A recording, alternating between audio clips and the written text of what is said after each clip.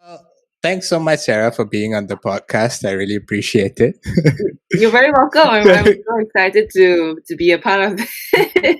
Yeah, it took us a while, but I'm glad I finally was able to catch you because Yeah, yeah. you definitely deserve an award for perseverance. Next, we really do. On the contrary, the topic of today's podcast is really to learn from your perseverance. So, uh, but thank you anyway. I think it's one of these interesting things where I've admired your passion for the sport from afar because especially like in a country like Singapore, like it's not the easiest thing to pursue your passion, especially when you've got so many things stacked against you. Mm-hmm. um Mm-hmm. like before I get into all the questions and stuff like this, right? Like I'm just curious, like was was this something like your parents instilled in you from the start, where it's more like we'll support you no matter what, just pursue whatever it is you want to pursue? Well, it was my dad who started me on my tennis journey in many ways because he was my badminton coach when I started sport to begin with. I mean, serious sport. I don't count the primary school sports day 100 200 meter high jump long jump events as part of that mix, but those were foundational too, and instilling a love for realizing what your body has the capacity to do. But Dad was really the one that pushed the limits in many ways, and he was supportive when he was the one who moved the idea of switching sport from badminton to tennis. When I was actually it started when I was about 12, 13, 14. And at Yeah. that point I was really like, into badminton, and I was a national junior, and I thought what he was suggesting was blasphemous at best. But he just kept at it. And then after I finished my A levels, as is with the way it goes in Singapore, you feel like your brain's kind of been burnt out of your skull, Yep. and and I just felt so drained. But in contrast to that great fatigue, you also feel you also remember the excitement that being on the court brought you, and the Yeah. peace and the exhilaration, and obviously the adrenaline and all these other wonderful things. Yeah. So when he pulled me aside after my A levels, he said, "Look here, I've always known you've wanted to play uh, professionally, professional badminton, but only a professional sport, but I'll only let you do it if you choose golf or tennis." So uh, I after we had that conversation, I went on to NUS and I majored in English literature. So there is this poem that we had to do from Sylvia Plath that talks about resurrection fire. It was this poem called Lady Lazarus, and she just talks about being um, resurrected in a fire greater than herself at the end of her lifespan, and ironically it is the end of her lifespan that gives life to another lifespan. And when my dad pulled me aside after my A levels and he said, "Look, I'll let you play professional sport, but only let you do it if you choose golf or tennis," it felt like Lady Lazarus. Like one part of my life had finished A levels, and my badminton as well. Yeah. And the next part was this possibility of coming out even stronger through another sport, and this time that medium was tennis. Yeah. So at a drop of a hat, I said tennis. Retrospectively, I kind of regret it because I should have said golf, because there's a much longer lifespan as an athlete in golf. That's true. You can have your babies and come back and still be an A-class golfer. But it's all right. I mean, I chose tennis, and I've never really turned back from that. He said, like, Daddy will support you regardless, and I guess in his own way he has. My dad is very eccentric. I love him to bits. I've talked about him in other interviews before as well, um, but it came to a point during my university after I started playing picking up the sport, and I had to also finish my degree to hold up to my end of the bargain to the rest of my family. Being the fifth of six in my family, my older siblings were up in arms and they didn't really want me to play tennis because for 10 years of my life I had been a badminton player and a rather serious one at that. So suddenly, you don't want to go to university and you want to play professional tennis. Like, what on earth? So, so I held on to my end of the bargain, which was I go on to university, I get a degree. I made a very conscious choice to, after 3 years, I did arts and social sciences. I did English lit, but after 3 years, which could have been the end of my degree, I made a very conscious choice to go on and do my honors year. And I wasn't even slated for first class or second upper. I was gonna go for second lower, and usually, in the laws of pragmatism, people don't really continue and do honors if they know they're slated for second lower, right? Yeah. But I still really wanted to do it by virtue of the fact that 1 year more of training my mind would have lasted me way much longer than 1 more year of training my body. Right. And it was also factoring other elements like the level of sports science we have today, like my general holistic approach to excellence, and pursuing something to the highest degree. And I was already on a really good rhythm with literature. I was finally understanding the fundamentals, and I guess in a sense a late bloomer, because it was only in my last year at NUS doing E-Lit that really all my grades started turning to B pluses and A's and A minuses and A pluses and whatever. But it just took that time to bloom and to understand that train of thought. And I really wanted to hold myself in that train of thought, which is what this discipline of English literature would have taught me to do, because I knew it would help me with tennis. Even though the field seemed so disparate, one is in the literary field and the other one is in pure physical, granting hard work on court, as an athlete. And actually it does, because there are so many elements in tennis that talk about knowing yourself and being sensitive to these higher realms and higher orders of thinking. And that's exactly what I learned doing my degree, and especially in my honors year. So if there's anyone listening out there who is an aspiring tennis player or an athlete and is thinking about university, I would highly, highly suggest that you finish college, because it is not a degree at the end of the day. And that's something we really need to get our heads around. It's a lot of it is how it trains you to think. Yeah.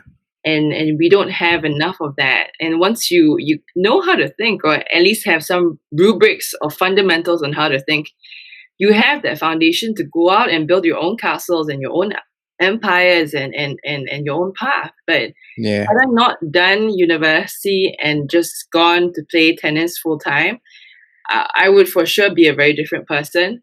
I would for sure not be able to pull tennis to Sarah and build a tribe around me and a real family and community, had it not been for that ability to learn how to write and to communicate and to have that, or tease out that matter that connects us all, regardless of the fields that we're in. Yeah. So yeah, to come back to your question, was that supportive? He was, but through the journey, and especially through university, he tried off at the start to be my coach. And I realized the older I grew that if I really wanted to make this mine, I would have to make this mine in more ways than just saying it. I would have to find my own way, find my own coach, find who and how I wanted to bloom as a player and as an individual. And you can't really do that when you have your parents hand-holding you or trying to direct your paths. Not that there's wrong. There are many players out there who have their parents as coaches, but this sense of ownership, this sense of stewardship over what you have is really important for larger growth as a person. Yeah, it's also interesting that you brought up education or formal education, especially in university, because I mean, I understand the fact that it, it expands your mind, it teaches you how to think, but I would think that as a tennis player, it maybe there isn't as much a correlation with actually pursuing further education. So I'm curious. I mean, maybe in your experience, or maybe the other tennis players you've met, what are the alternatives if you don't go to university to really improve your mind so that mentally you're just as prepared for the game as you would be if you went to university, for you personally? That's a great question, Nick. I have never shared this in an interview before, so yours would be first tips. Awesome. I love it. But when my dad told me Sarah, I will support you to go play professional tennis, and Papa for our international friends is Daddy. Okay, Yeah. so Papa will support you, and I'll support you through the length of it. But his only condition was that after practice every day, I would get my butt off to the library and spend 3-4 hours there reading. And he said, I want you to trawl the whole library, not just the literary section or the comic section or the cooking section, but I want you to read on astrology, on physics, on chemistry, on construction, on engineering, on mechanical, bioengineering, whatever, is the idea is that your education becomes the library if you do go play tennis full time. Yeah. And I actually prefer that to formal education, because I think that's really where your mind has the chance to bloom and grow and explore in whatever way and direction it desires.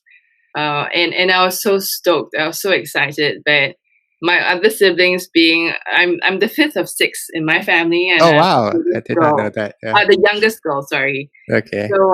So my older siblings are much older than me, and they are almost like surrogate parents, and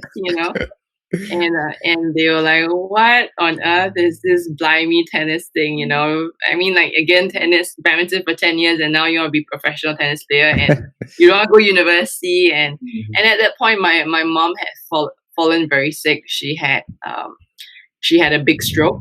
So the family was already feeling the great strain of her sickness, and then here's the youngest girl going, "Oh, go play professional tennis," and so, like, no way in hell this is gonna happen. Like, you hold on to your end of the bargain. You go to university, like, you can come out after you get your degree and do whatever donkey work you want to do. We don't care, but you have to get your paper up. So that was my end of the bargain to my siblings. And I mean, formal education does have its merits if it's taken in the right light. If we don't just chase grades for the sake of chasing grades, but we have like a larger context to why we're doing what we're doing, I guess. Yeah. And sometimes, I guess, when you're so young, when you're in university, very few of us have that clarity, and many of us rely on the guide and the kindness and the wisdom of our lecturers to help us see beyond just the paper chase, Yeah. or beyond just making that grade or passing that module. So I also am very grateful to many of my professors at NUS who are extremely intelligent, humanistic. I don't know if that's the right word to use, but extremely kind people who, if they didn't help me see the bigger picture of why I was taking that module, they helped me see the bigger picture of what it meant to be human and to treat people well. And that really rubbed off on me as well. Wow, sounds like a great education. So moving in. Oh, I didn't know it's a promotion. I better promote SMU to counter.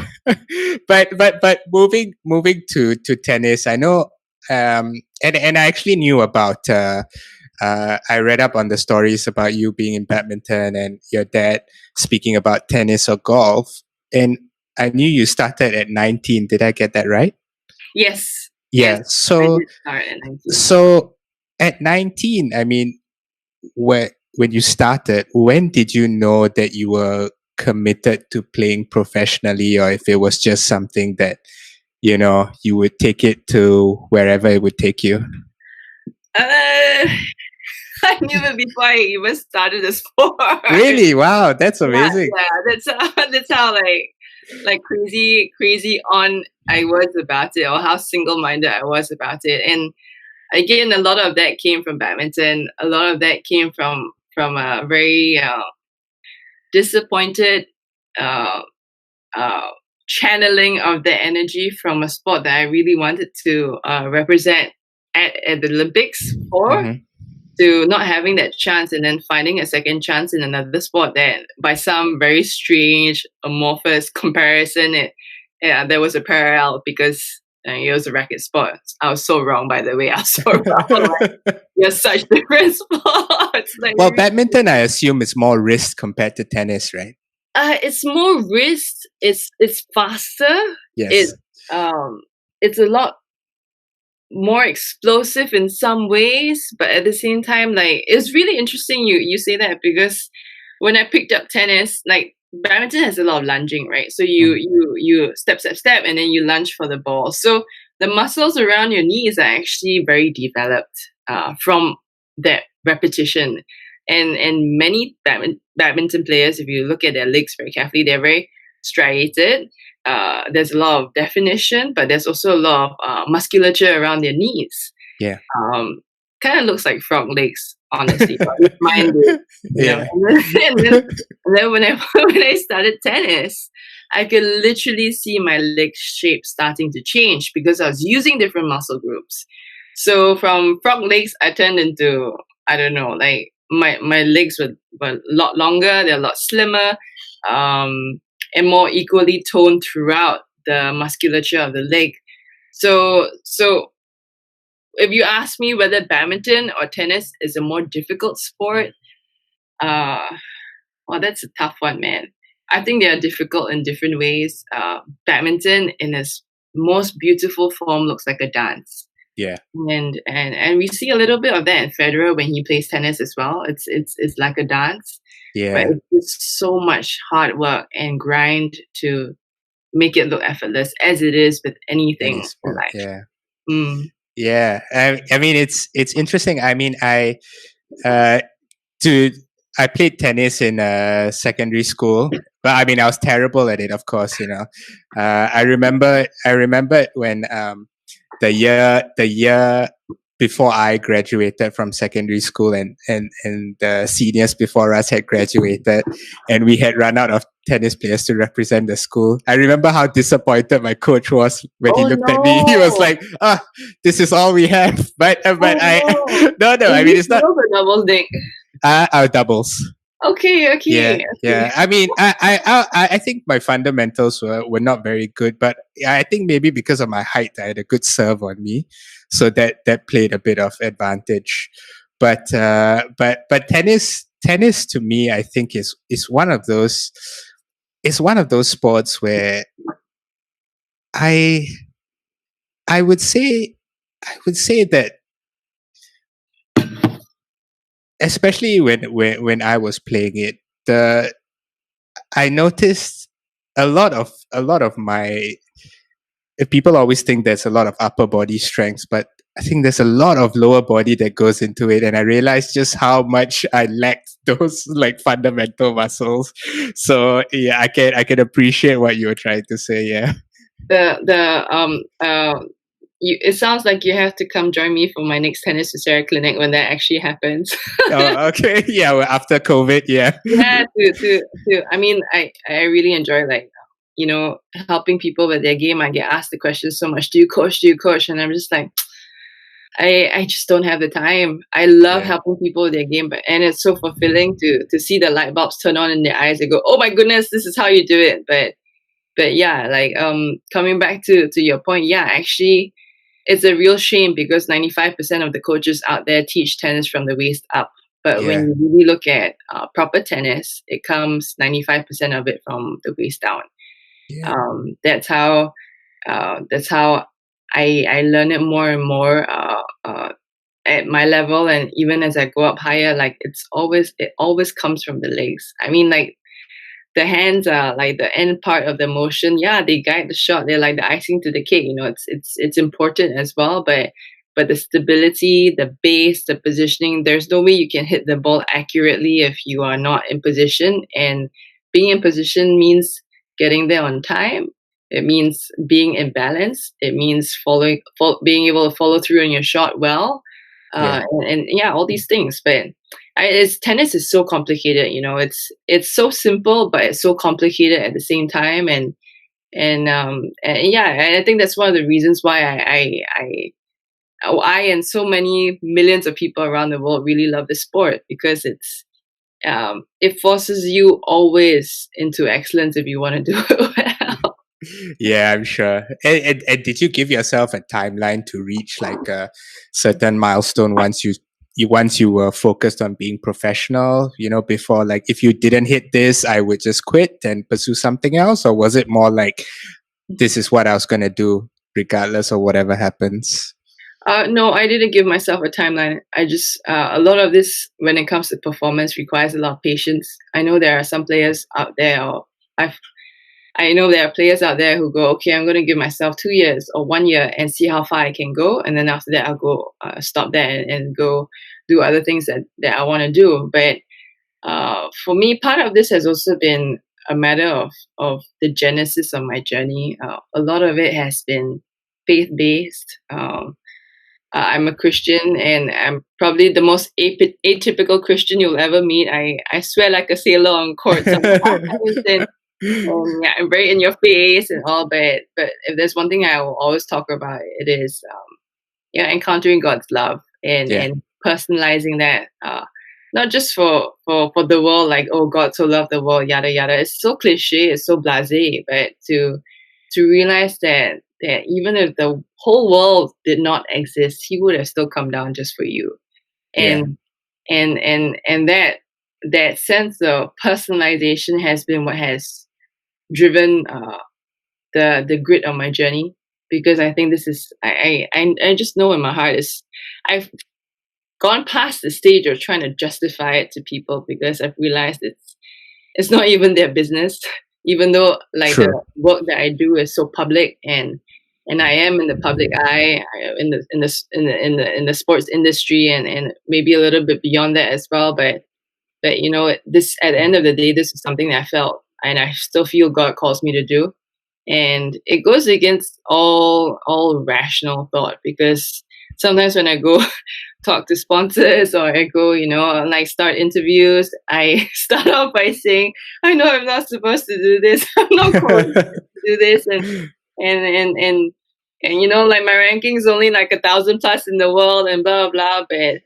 But I think that's the beauty about about God. I don't want to start preaching here, and really this is not the Yeah. intent of this podcast, but Sure. Yeah. I think that's the beauty about God, because He can make the impossible possible, and we see it time and again in the Bible.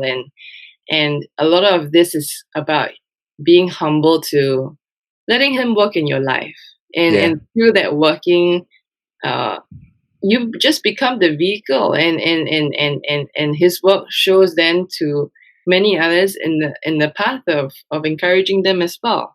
Yeah. And that for me has been always the deeper tilt and the fuller color of this journey. You know, it's loving others. It's not this like whole rah rah, like, oh, I'm out here to love you, I'm out here to inspire you. No, far from that, man. Like I have Yeah. so many days when I'm down, I'm out, I'm really in a funk, and I'm so frustrated and all. But again, the highs aren't the highs without the lows, and when you sign up for a journey like this, you have to, in conscience and in braveness of heart, be willing to write it out in the Right. fullness of it. And I think that's really a life of obedience to what you feel called to do. You know, too often, like especially with the advent of technology and social media, we're so hung up on the quick fix and the feel good like and the follow me, I follow you. But again, at the end of the day, who are you really following? Are you following your inner guide? Are you following the the calling that you feel gives you the most peace, or are you following what other people say of you? Yeah. And throughout this journey, I think because it's been such a trailblazing, shrub breaking journey, many times like those lines for me get conflicted because for example, you do need the support of the crowd to get funded. You do need to talk to potential funders or corporates, and often in times like that, it's very natural to naturally attach your self-worth to their response, whether they like you or whether they don't, whether they buy your story or not. But through that process, I've also learned that when you are so tuned to what God has called you to do, and you're so tuned to knowing deep in your soul what you are meant to do in that season, then this meeting I have with you, for example, is not dependent on whether you say yes or no to me in terms of funding or support. This meeting is a chance to care for you and to show how, if we work together, we can impact so many more people than just you working by yourself or me working by myself. And it is a chance and an invitation to build bridges and to grow together. And I think that concept is so much more pregnant and meaningful than just a transactional, yes, you'll be my key influencer, or you'll be my Instagram reference or whatever. It's always a lot deeper. The meanings are meant to be a lot deeper, and I think that's the larger journey that I feel my tennis path serves. So yeah. Yeah, I love that. I love that a lot. And I'm not a particularly religious person, but I can really appreciate when someone has a very strong faith and a purpose to serve something bigger than yourself. And thanks for sharing that. I really loved it. But one thing I would like to tie into in terms of the question that I have is your journey has been one faced with a lot of struggle and a lot of challenges as well. How do you keep your faith and purpose, and how do you keep yourself focused on that North Star when the struggle is real? How do I keep myself focused on that North Star?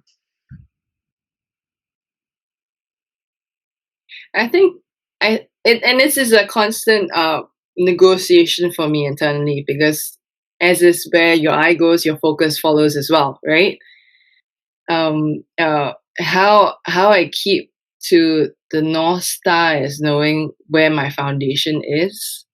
There are times when you look at a matter in different paradigms, it's very easy. For example, I'll give you an example. 6 years on tour. This is my 6th year on tour, and I've only just broken the rankings. It took me like 5 years to break the rankings. And at breaking the rankings, I debut at 1,300 in the world, 1,400 in the world. Right? Yeah. What the hell, right? And I've not. I run a deficit every year playing tour. Then a positive. That's one way to look at it. Another way to look at it is after 5 years of starting from zero, from nothing or probably negative, I make top 1% of the world that breaks onto rankings. And in so doing, in that process, I have been, and I say this most humbly and with great gratitude in my heart, I've been funded by the people. Yeah. 100% of my funding was from the everyday Singaporean who took money out of his or her own pocket, and a few friends from overseas as well, to push me along on this journey. And the larger narrative to that is that they chose their athlete. They didn't have, presented to them on a silver platter. They said, "Screw that, man, Sarah. You are the one I choose to represent my flag on the world stage." And so like when you realize these deeper tilts, it makes the journey way, way, way more meaningful. And and and you also come away from that realization knowing that your journey is meant to serve way more than just a personal aspiration. The foundation of which is the aspiration, sure. But as you see these deeper things of how things actually work, how you're using the faith of many to bring to fruit their faith in many Yeah. ways, that becomes not it's not I wouldn't say it's the foundation, but that becomes the blinders that help keep your eye on the vision. The Right. foundation was having wanted to do it myself already to begin with, and I keep coming back to it because there is no shame in wanting to in a paraphrase sort of way love on other people, to love on others, and to care for them so much that you are willing to go out there and be the first to receive the bruises and the hurts and the trials and the travails of the journey so that you can show them how else it can be done. Yeah. And in so doing, pave hope, pave light, pave way. So so that's a very long-winded and probably complicated way of answering your question, how I've kept to the true north um, when things have been really, really rough. Yeah. It doesn't. Is it? Bear in mind as well, Nick. Like it doesn't save you from the extremities of emotion. For Which sure. Yeah. wow, they can be so intense, man. Like so intense, especially like in this stage of life where I'm in now. Like I'm 35. I think I'm still honestly I think I'm still very young. I have a lot of years left in me to keep playing tennis and playing at a good level. But it's also like knowing what your opportunity cost is in the pursuit of this, and still continuing to do it and be humble to the calling until um, the other priorities that you have in life will just have to wait. So Yeah. yeah. That's great. I mean, it's one. It sounds to me like you really had a very good, good. I mean, I don't know whether it's good, but a Yeah, tell me about decent, it. a decent enough grassroots support. Whether it's through family, friends, or maybe even perfect strangers, and then later on in your support, sponsors, etc. But it sounds to me that the and correct me if I'm wrong, I suppose the motivation when you couldn't find it within yourself was supplemented by the people who provided you that support. So I'm guessing your family, friends, etc. Actually, it's funny you say that because in the moments um, of great despair, the biggest thing that you feel, and I feel this sometimes when I the biggest thing that made difference for me last year when I made ranking was the fact that I had a coach with me on tour, and that was in my 5th year.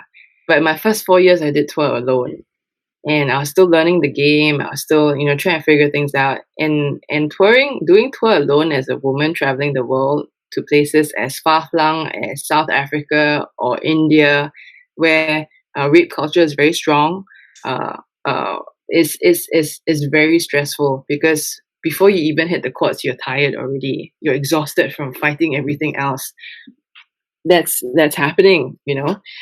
Um, but where were we? Where was I?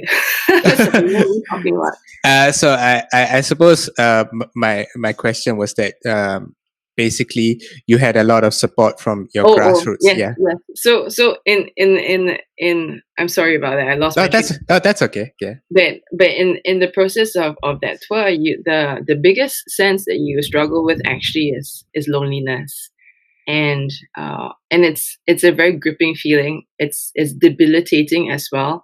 It's particularly bad when you come off court and you've lost your match, or if you lost your match 6-0, 6-0, Right. or 6-0, 6-1, and And no matter how big a tribe you have with you, if you are physically alone in that space, right, when that happens, everything goes to shits, and you're really, really in a funk. Yeah. So, I mean, it comes back and it ties back to your first question. How do you have your true north, or what do you know your true north is when stuff gets really rough? Because no amount of tribe when you're on tour alone, or even when you're with tour, with someone or your coach with you on tour, it's gonna pull you out of that unless you know what the reasons of why you're doing what you're doing are in the first place. There's only so much rah-rah that people around you can give, but at the end of the day, it's just like an athlete with his or her training team. You can have your coach, your tennis coach, your strength coach, your physiotherapist, your osteopath, your team around you, your sports scientist. But if you ain't the driver that's driving that motor or wanting to do it, then everything else, no matter how they push you, is going to be not. Yes, there are times when your engine slows down, and that's where friends step in. And I've had friends, at points in my way earlier on in my journey, when I go like, it's so hard already, I just want to quit. And I remember this one friend, he leaned back in the seat and he folded his arms by the side of a sushi bar. We were in a sushi bar, and he was like, "Okay, law, you quit law." Okay, law. And it was just the way he put it, it was so bokangguan, for our international friends. That means it was so like, it was so, he sounded so unappeased, Yeah. and I already felt so buisong listening to his voice. For international friends, buisong means like so Angry? Pissed off? yeah, angry, like screw you, like I'm not gonna give up. Yeah. You're just saying, okay, Lord, okay, fine, then you can give up. Like, you don't go down without a fight, and it's just like, yeah, there's still so much fight left. But Yeah. but coming back to it, like, that's when friends like edge you on, like, and yeah, now I'm very grateful for the people I have around me. It doesn't save you from feeling lonely many times. I mean, no one's gonna be there to hold your hand, but there are people of friends and fans who have turned to family that I can always reach out and talk to, and Right. and they love on me, and they are one of the reasons why I am still here. Yeah. I actually want to delve deeper because it's so interesting. Tennis in and of itself is particularly an individual sport, and it can be lonely, but then add in the travel and the fact that you're traveling alone, that isolation can be, as in your words, debilitating. Like, what do you do when you have those moments, like you mentioned, those 6-0 losses, and you feel lonely? How have you over time learned to get better dealing with that? I love your questions, Nick. I mean, they're really like, they pull out the finer things. Very general. Yeah, I'm trying to learn as much from you as possible. Hence the questions. That's awesome. That's awesome. There are a few things that I do to get myself out of a funk. When I am in a funk. Funny enough, as a side note, when I was with a coach and I lost with my coach and lose a really bad match, right? 6-0, 6-0, 6-0, 6-1. Like, having a coach doesn't give you immunity from bad losses either. But even in those spaces, when I walk off court, he'll just be like, "I'm just gonna give you space." So the first thing is recognizing that feeling like crap after your match is very normal. Everyone feels like crap at some point after a bad match played. That's it. Obviously, you can lose 6-0, 6-0 and walk off court feeling like a champ because you hit the goals that you set to hit. And a lot of that is mindset of how you frame success. Because the pathway of development is so long, and there are so many metrics and parameters to chart out if you so wish. Which is why coming back to the idea of ownership is so important, because it's not just about the score. It is, did you hit the goals you set out to hit? Were you rigorous about them? Because at the end of the day, the adherence to those metrics is what will help your development in the long term. It's not about whether you win 6-0, 6-1. You could have won 6-0, 6-1, but still kept to your bad habits, and you do not grow as a player. You do not grow as a person. So what value is there in that? So coming back to the question, when you have a bad loss, I have a number of hacks. One, accept that it's normal to feel like crap. Two, after a match, and I learned this from an Australian mate of mine, who learned this from his coach, who used to be about 200-300 in the world. And Oh, wow. and that's the beautiful thing about being on tour and keeping an open mind and just having conversations, because you really can learn a lot from other players on tour, or other veterans on tour, other successful players, you know. And yeah, you can really learn a lot. You can really learn a lot if you humble yourself and you ask questions, which not many of us do when we are on tour, because we're like, you know, kind of catty and like, you know, I'm here to do your ass. Yeah.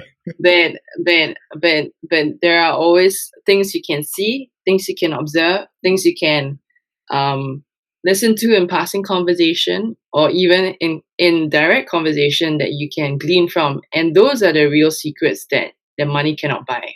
Often Right. you have to really be out on tour to experience that. But so he learned this from his coach, who was about 200-300 in the world, I think in doubles. And he said, after your match, always have something that you can look forward to, regardless of whether you win or lose. So I set that parameter, or that event, even if it's eating a tub of ice cream, or finally letting myself drink a Coke, or you know, going to the supermarket. Believe it or not, that's actually a treat for many players. Wow.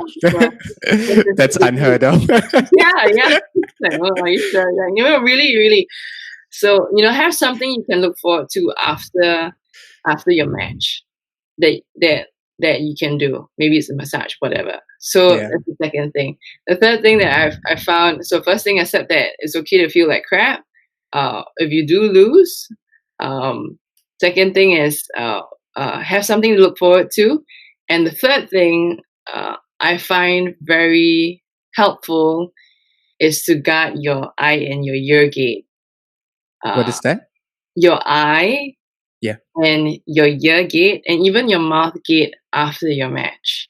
Because, I mean, again, what you see, what you listen to, and what you speak about after your match, be very fastidious about guarding that. Because I've been guilty of this many times. Like, after I finish a bad match, and I've had many of them, I come off court and I'm very emotional, and I text a friend or someone close to me, and I'm like, speaking like, I should give up. This is rubbish. Like, who am I kidding? Blah blah blah blah blah blah blah blah blah.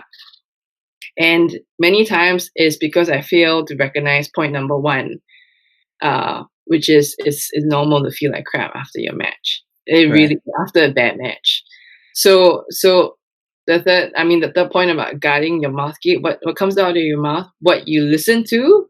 I've had people come up to me after my match, or I've had punters, you know, send me abusive messages on Instagram or on Facebook, and they're like, you bleep bleep bleep bleep bleep bleep bleep, like, you know, you lost the match, blah blah blah, whatever, right? And these are just guys who bet off sofa score, and they try to earn money off your match. So that's, you know, guarding your eye gate as well. Like if they hit you at a point where you feel vulnerable already off court, just off court, like, you're not doing yourself any service. So guarding your eye gate as well, and guarding your ear gate. What you hear is really important. Like, when I come back from tour, from my matches, or even from my practices, sometimes I am so tired at the end of the day, especially if you're traveling alone, because you're on alert all the time, right? You go, like, you know, look over your back and make sure, like, you're safe. And so when I come back into my room, it's my safe space, or my apartment, or studio, whatever. It's a safe space, but the silence can also be very deafening. Again, it goes back to the concept of loneliness, right? So I guard my ear gate, and I let a sermon play. I let my pastor's sermon play on loop, or have a few of his sermons just play on loop. So I always have life coming into my ear gate.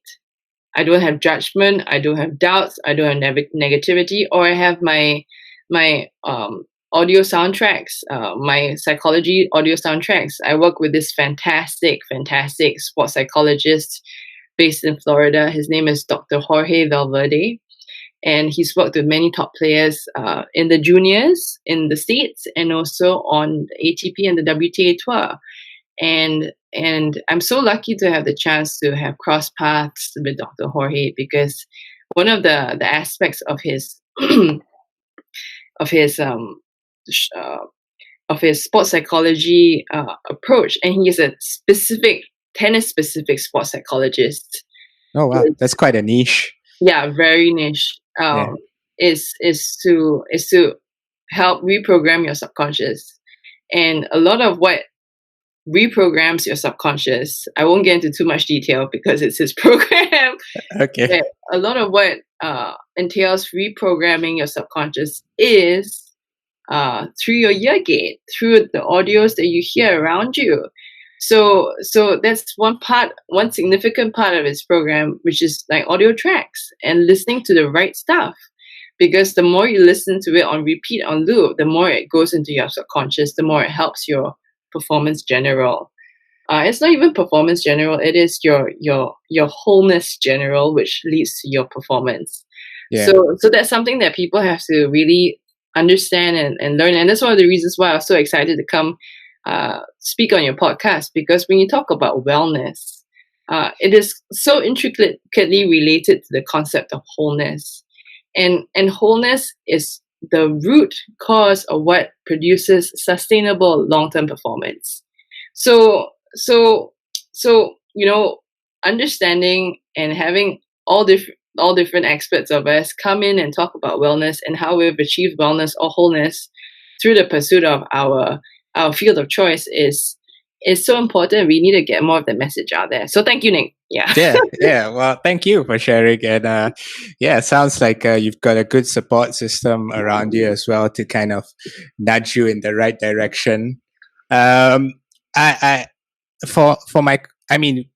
I'm really interested. I could go on forever, but I'm also mindful of your time. So I just want to ask, I just want to ask like one question. We're on the topic of like support systems. Let's assume that you are your own support system, right? And if you could tell, like, if the Sarah of today could tell the Sarah of 19 years old on how to prepare better for this journey that you embarked on, so that maybe you would see a little bit more success, or maybe you would have enjoyed the process a little bit more, what would you tell her? Well, that would take another podcast. Okay, well, if you could summarize. If I could summarize,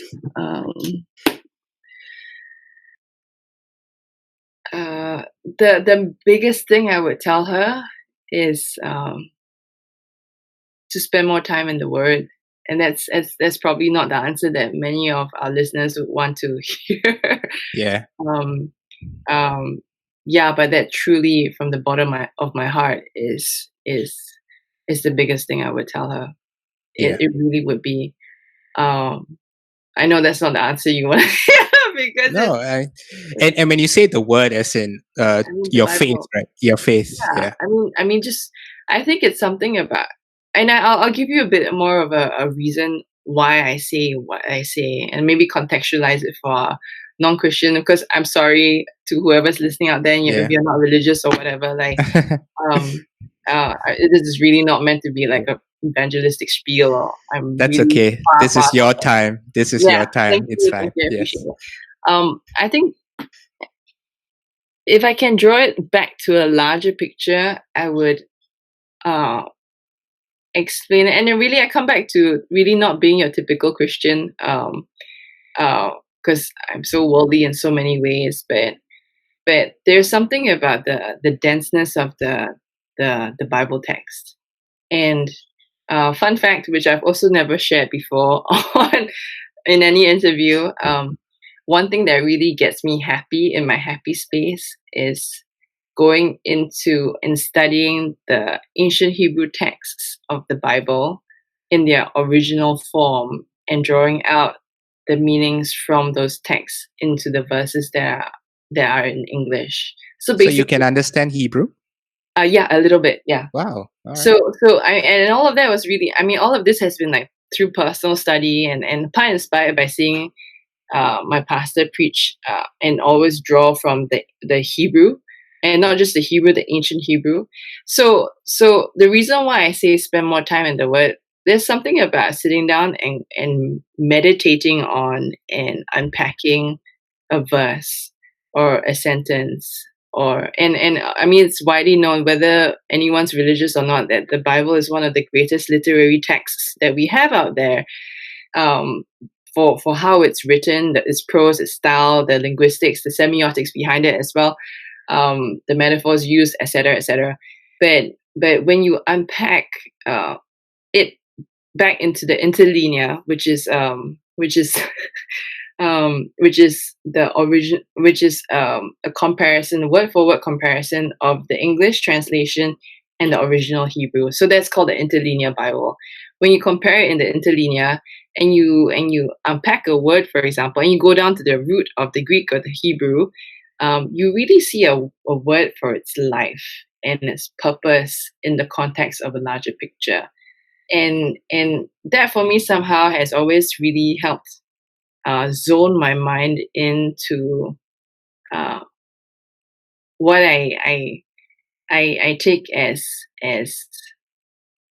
the word for me in that season of life, whatever I'm reading. And whether you're religious or not, I think there are the world and the energy and all its people thereof, and all our connections are made of energy. Yeah. And even though we are speaking by conference right now, for example, our energies in the metaphysical realm are intertwining, and when you go into a text and you read the energy of that text, right, and you merge your energy with that text, um, in the right frame of the gospel of salvation, and not from a frame of doom and gloom, for example, you really meet in your soul this higher energy that lifts you up. Yeah. And when you look at a journey as crazy as mine or as impossible as mine, there has to be, and there had to be, many instances of meeting energies that would lift you up, because it was so easy to go down in so many times of my career. So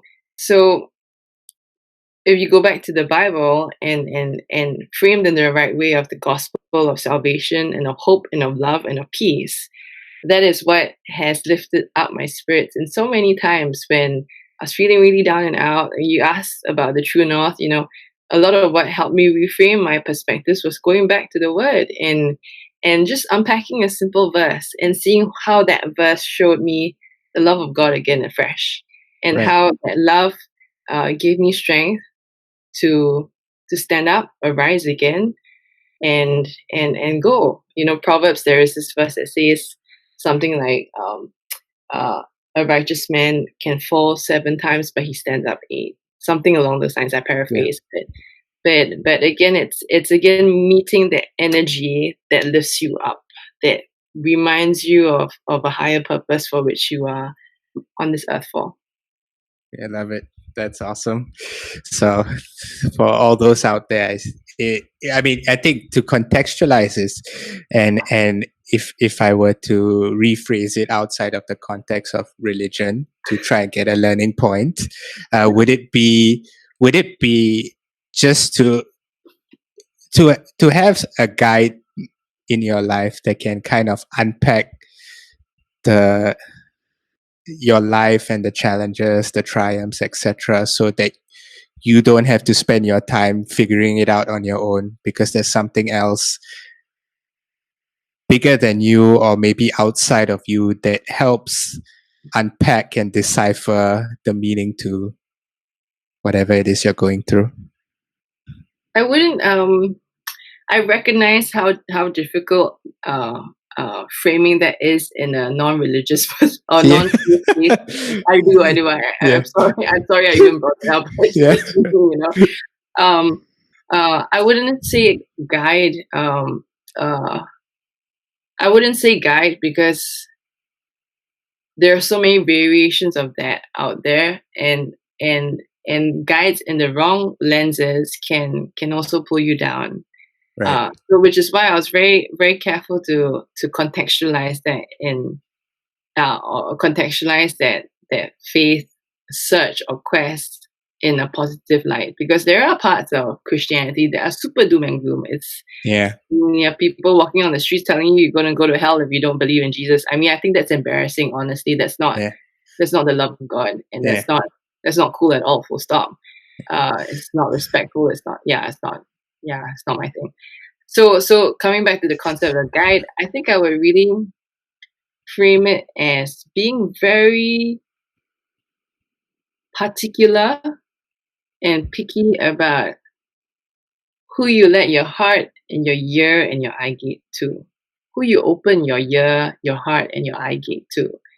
Uh, and I knew this already at 19, but I mean, I was more careful with that with the way I spoke, because it was everyone around me knew me as Sarah of Badminton, who plays badminton, blah blah. And then suddenly, like, I have this crazy pulsating desire to play professional tennis and go get ranked on the WTA and just go crush it there and kill it there. And obviously everyone's like, what on earth, man? Like, so had I spoken and not exercised discretion with my mouth gate and just spoke to anyone about it, I would be freaking crashed by Yeah. now. And I really was crashed with the very few people that I spoke it to, because I was not discerning enough. So I would be more discerning in who I opened my mouth gate to. That's why I would advise the 19-year-old Sarah. I would be more discerning with who I look to for advice. And sometimes they're not even living people, Sometimes it's just a search of a narrative that you already know in your heart is. Yeah. It's the search of reading out the autobiographies of Abraham Lincoln, of Oprah Winfrey, of Alibaba, Jack Ma, and seeing the incredible crazy odds that they went through to manifest their dreams, or their vision in their soul. And you want to surround yourself with people like that when you're aiming for audacious, crazy goals. You don't want to surround yourself with losers who complain about the government, or they complain about how prices are rising or whatever. I have no time to think about how something is going to be increased by 50 cents when I'm going to think about how I'm going to raise the next $500,000. Yeah. That sort of difference in perspective is really important. It's not to say that the 50 cents is not important. I know you will not misunderstand me there, but what I'm really pointing out is the macroness with which we can append and attend our spirits to. The same thing for the ear gate. Our sense of imagination is strangely linked to what goes in through our ears, through our sense of hearing. So if you're hearing doom and gloom whole day, COVID this, COVID that, this is how you get the disease. I mean, it weakens your chi, it weakens your immunity, it weakens your consciousness, and it tunes it to what you can get, instead of how to, for example, increase your immunity, or how happy thoughts bolster your immunity instead. So it's a very conscious choice of where we want to direct our energies towards, and it is very easy for the human condition, as we all are subject to attend to the old ways, to go back into old patterns. But again, this is where reprogramming the brain. This is where making a conscious choice not to fall back into that is necessary. And I mean, I'm sorry, I'm talking so much, but No, not at all. Yeah. but if there's one thing you might ask yourself, whoever's listening out there, how do I reprogram my brain, man? How do I make it better, or not fall back into the old patterns? I'll give you two really strong tips that have helped me tremendously. The first is this thing, or this concept called myelination. And basically, myelination is a process that happens within the brain around your neurons. We have billions, trillions of neurons in our brain, right? And every neuron, when we have a thought process that connects from A to B, for example, it is an electrical wave or pulse that goes through that neuron, through a sheath, to get to point B. So that electrical wave and the process of creating that wave it's like a sheath that goes around the neuron, and that process is called myelination. I'm probably not doing it justice, but that's how I've come to understand it. Got it. Strong myelination can be for positive or for negative. That's why depression is so hard to come out of, because your brain has been used to that memory, that myelination for so much is stuck in negative myelination. It's like muscle memory. It's like trying to erase a bad habit. Positive myelination also happens. So it's really a matter of, do you want to make positive or negative myelination? The strongest way to myelinate your brain in the right way is through writing, the act of physical writing.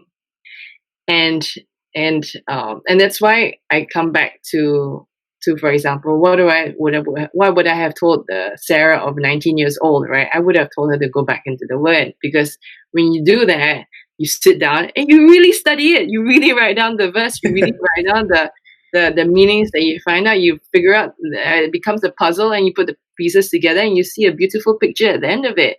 But that process of writing is what wires your brain to attend to that higher energy, and that's one very powerful way to reprogram your brain. You can write in your diary, I had a shit day today. My boss is an a-hole. I don't understand why the public transport is so slow. Blah blah blah. And the act of writing it in that lens and in that frame is as powerful, and it sticks to your brain. So it is really your choice how you want to see that, and the frames with which you want to myelinate yourself, your brain when you write. So that's the first thing that can really help to reprogram your brain. The second thing that can really help reprogram your brain is this thing. I just learned it from one of my coaches. It was to reprogram negative memories. And how do you reprogram negative memories in a way that do not trigger you? Everyone has trauma, whether to different degrees or that really hurt them in the past. I mean, we go back into that memory and we can still cry, or we can still feel really moved from it. And he taught me. He learned this from somewhere else as well. I wish I had the name of the course, but I don't have it with me right now. Was to go back into that memory, feel the trigger, feel the sense of betrayal or hurt, and to live it in full flesh, technicolor, right? And obviously, you feel it. You feel a physiological response to that trigger and that memory, and you're doing this with your eyes closed, right? So you feel that memory, and then you switch from that to the present moment by doing something that you can feel. So the example he gave me was to tap. So you can feel the pain, or feel your fingers on your skin. You can feel, I couldn't really feel myself tapping because I was so into the memory. So I ended up pinching myself because I wanted to feel the present moment. Yeah. So you do that for about 10 to 15 seconds. And then after you do that physical engagement, then you go into an extremely happy memory. Whatever it is, maybe it's your nephew laughing at you, maybe it's you hugging your mom, maybe it's a happier time with that person in particular, whatever, right? A really happy memory, and you live in that moment, and you absorb that happiness, and you let it do to you as what that negative memory did to you. And it's natural that the negative memory will have a stronger hold on you, which is why you do the contrast. Yeah. You have the negative memory, you do the contrast, the feeling, the touching, whatever, for 10, 15 seconds, and then you go to a very happy memory. And after you're in that happy memory, you come back to the old memory. And I kid you not, Nick, I just tried this last week and the week before that. As in when I had time. And like everyone has very painful memories. And when I went back to my painful memory, the sense of distance that you feel is palpable. And it Wow. works. Yeah, it's really strange. And then you go back into the sad memory, right? And you live it and you relive it and you feel the pain and you feel the and you feel everything else that comes with it. And then again, you do the 15 seconds, the pinching, the tapping, the I don't know, stroking, whatever, right? Just to bring you back into the present. And then you go back into the happy memory again. And you do that loop for about, I don't know, 3-4 times. I felt the distance already from the second round. So what that does is it helps you break away that connection to, I mean, if you think about it, you're myelinating in some way, right? Yeah. Or you're remyelinating in some way. So you're really rewiring your circuits so that when you go back to that memory, and my coach told me, like, so when I go back to that memory with the ex-girlfriend or with the ex-girlfriend, I don't feel nothing no more. I don't feel that pain no more. And it's really weird, but it works. So I'm really excited with that second that second technique. But yeah, those are two ways to reprogram your brain. Wow, that's really interesting. I'll definitely read up on those as well. Yeah. Well, Sarah, thank you so much for being part of this podcast. If any of the listeners want to find out more about you or just maybe want to get in touch or something, what's the best way they can do so?